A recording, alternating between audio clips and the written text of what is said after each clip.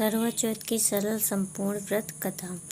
करवा चौथ बहुत समय पहले की बात है। एक साहूकार के 7 बेटे और उनकी एक बहन करवा थी। सभी सातों भाई अपनी बहन से बहुत प्यार करते थे, यहाँ तक कि वे पहले उसे खाना खिलाते और बाद में स्वयं खाते थे। एक बार उनकी बहन ससुराल से मायके आई हुई थी। शाम को भाई जब अपना व्यापार व्यवसाय बंद कर घर आए तो देखा उनकी बहन बहुत व्याकुल थी।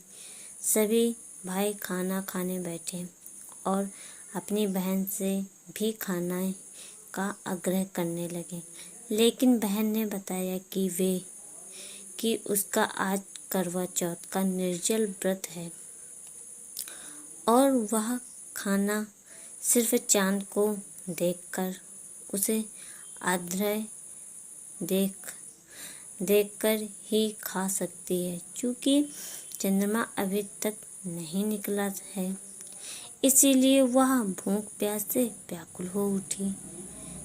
सबसे छोटे भाई को अपनी बहन की हालत देखी नहीं जाती और वह दूर पीपल के पेड़ पर एक दीपक जलाकर चलनी की ओट में रख देता है। दूर से देखने पर वह ऐसा प्रतीत होता है कि जैसे चतुर्थी का चांद उदित हो रहा है हो।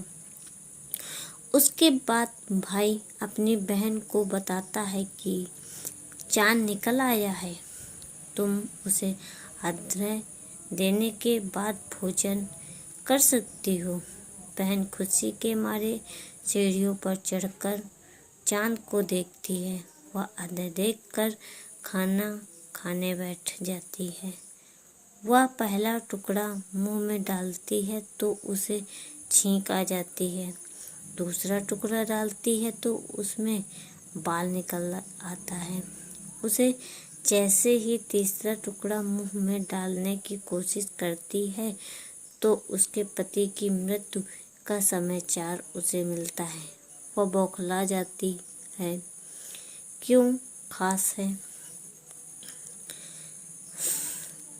इस बार सुहाग का महापर्व करवा चौथ सूर्यदेव देंगे आशीष, सेवा करले पूजा का महत्व और कथा का पाना।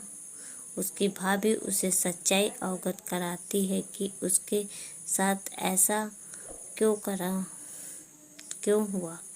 करवा चौथ का व्रत गलत तरीके से टूटने के कारण देवता उससे नाराज हो गए और उन्होंने ऐसा किया। सच्चाई जानने के बाद करवा निश्चय करती है कि वह अपने पति का अंतिम संस्कार नहीं होने देगी और उसे सतीत्व से उन्हें पुनर्जीवन दिलाकर रहेगी। वह पूरे 1 साल तक अपने पति के शव के पास बैठी रहती, उसकी देखभाल करती, उसके ऊपर उगने वाली सुईनुमा घास को वह एकत्रित करती जाती है।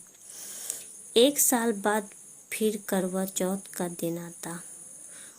उसकी सभी भाभियां करवा चौथ का व्रत रखती हैं। जब भाभियां उससे आशीर्वाद लेने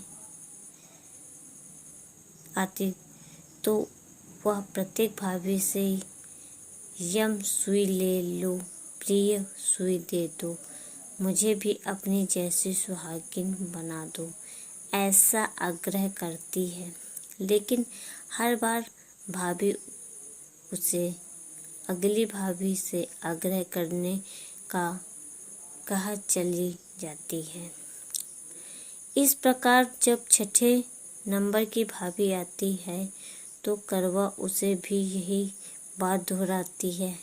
यहाँ भाभी उसे बताती है कि चूँकि सबसे छोटे भाई की वजह से उसका व्रत टूटा था, अतः उसकी पत्नी में भी सकती है कि वह तुम्हारे पति को दोबारा जीवित कर सकती है। इसीलिए जब वह आए तो तुम उसे पकड़ लेना और जब तक तुम्हारे पति को जिंदा न कर दे उसे नहीं छोड़ना। ऐसा कहकर वह चली जाती है। सबसे अंत में छोटी भाभी आती है। करवा उनसे भी सुहागिन बनने की आग्रह करती है, लेकिन वह टाल मटोली करने लगती है।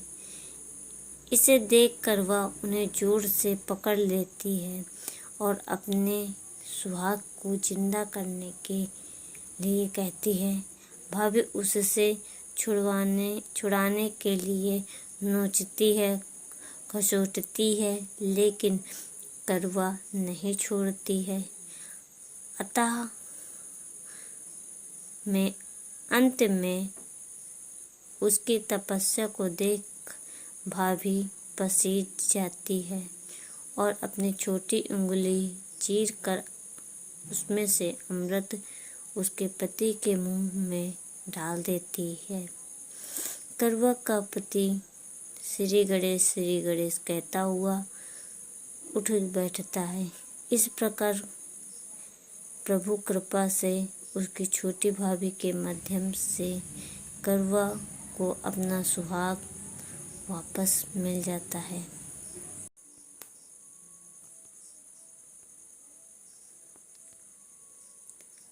उसके पति के मुंह में डाल देती है। करवा के पति श्री गणेशाय कहता हुआ उठ बैठता है। इस प्रकार प्रभु कृपा से उसकी छोटी भाभी के माध्यम से करवा को अपना सुहाग वापस मिल जाता है। हे श्री गणेश, माँ गौरी जिस प्रकार गौरव करवा का चीर सुहागन का वरदान आपसे मिला है, वैसे ही सब सुहागिनों को मिले।